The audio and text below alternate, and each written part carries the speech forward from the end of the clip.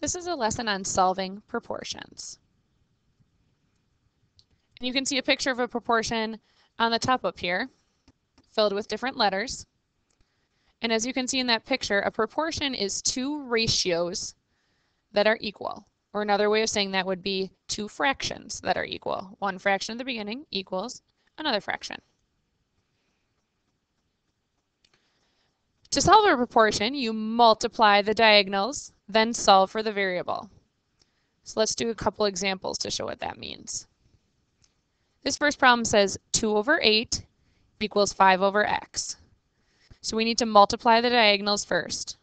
The first diagonal I see is 8 and 5. They're diagonal from each other, so I'm going to multiply them.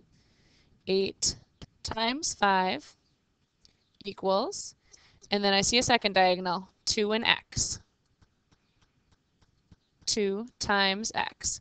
And I could have written it the other way too. I could have written 2 times x equals 8 times 5.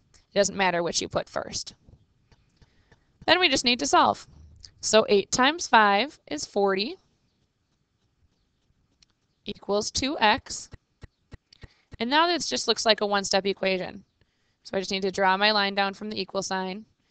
And to get the x by itself, I need to get rid of the multiply by 2 over here. So I'm going to divide both sides by 2. And I get 20 equals x. Since x is by itself now, I know that I'm done. So my answer is x equals 20. Let's try one more.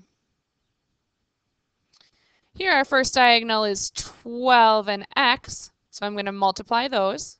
12 times x. And then my second diagonal is 4 and 18. So I'm going to multiply those. 4 times 18.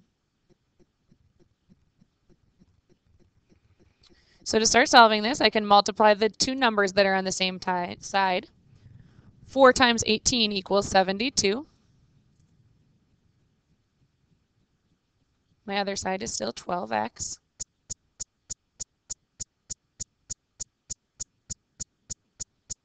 Now to get the x by itself, all I need to do is get rid of the multiply by 12, so I'm going to divide by 12 on both sides. And 72 divided by 12, I'm going to get x equals 6.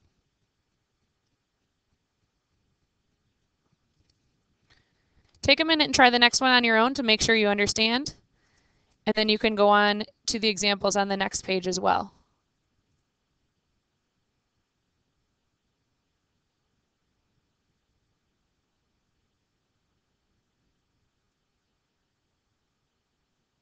All right, just to make sure that you did the next one on your own correctly, let's do it together quickly. So the first diagonal I see here is 25 and 3. So I would start out by writing 25 times 3 equals 15 times x. And 25 times 3, I know that's 75. So I can write 75 equals 15x.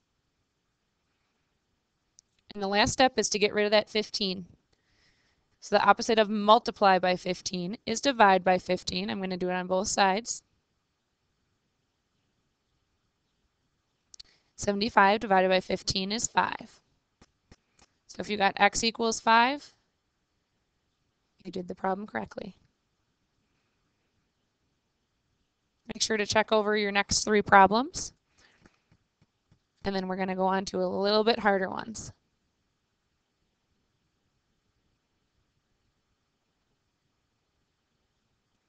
In these problems, we're going to use proportions to solve word problems. It says proportions are a helpful way to solve many word problems. First, you need to decide on a word for the top and the bottom of the ratios. I'll show you what that means in a second. After we have our words, you need to fill in the numbers. And then finally, you need to solve the proportion. That's supposed to say solve. I'll write it in for you.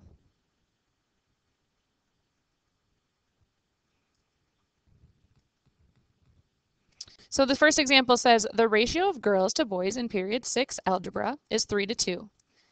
If there are 12 girls, how many boys are there? So looking at this word problem, we need to find the two things that we're comparing, or the two words. And I can see that we're comparing girls and boys. So I'm going to write that on my first ratio. Girls and boys. That just helps us keep organized and keep our numbers straight. Now looking at the problem, we need to fill in what the numbers are. So it says in the first sentence, the ratio of girls to boys is 3 to 2. And whenever it says something like that, it is always talking about the first word is first, the second word is second. So here we have 3 to 2. Then it says if there are 12 girls, so we know the 12 is talking about girls, how many boys are there? Since the 12 is girls, we want to put it on the same level as the girls. Since we have girls on top over here, we want to make sure that the 12 is on top over here.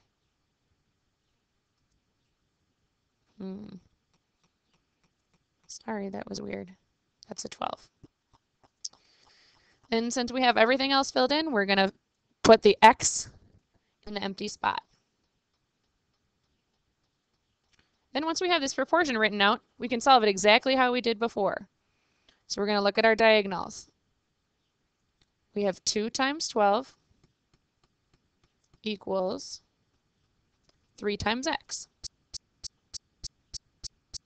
2 times 12 is 24 equals 3x. And then divide both sides by 3.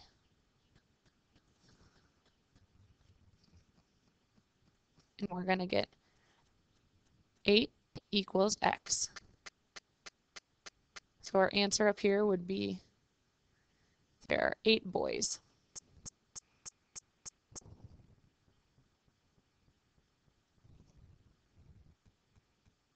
Let's look at one more. The next one says a recipe instructs to use 3 eggs for every 2 cups of flour. Khadijah has 9 eggs. How much flour should she use? So let's say that we're confused about what our words are. We can just look at our numbers and see what words they're referring to. So here it says there are 3 eggs. So the first word that I'm going to write down is eggs. Next number I see is 2, and that's tricky because it's written in letters, but it's still a number. 2 cups of flour. So it looks like we're comparing eggs to flour. And then looking at what I just circled, we have 3 eggs for every 2 cups of flour. And the last number I have is right here, 9 eggs.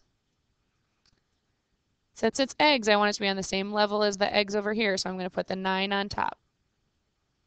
9 eggs. And the x goes in the empty spot.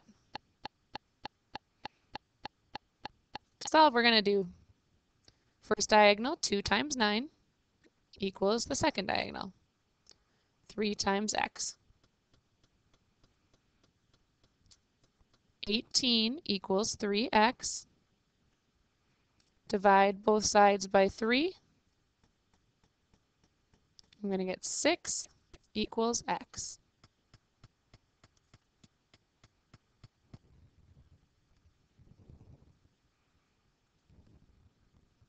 Now the next one is a little bit trickier. That's why I'm going to do one more with you. Actually, the next one looks just, let's try one more. It says, and then you'll be able to try a few on your own. The next problem is a clothing store is having a sale. 2 shirts for $12. How many shirts could Javon buy for $36? So the first number we have here is 2.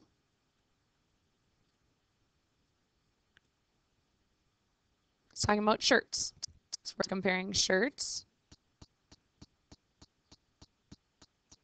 Second number we have is 12. If we read the problem again, it's talking about $12. So we're going to be comparing the shirts to dollars. So like I just said, there's 2 shirts for $12. The last number here is 36. It's not talking about 36 shirts. It's talking about $36. So that's going to go on the bottom. So then on this one, our empty spot is left on top. I bet once you have that one set up, you can solve it on your own. So finish solving that one in your notes, and then go on, solve the next one, and keep on practicing with these practice problems.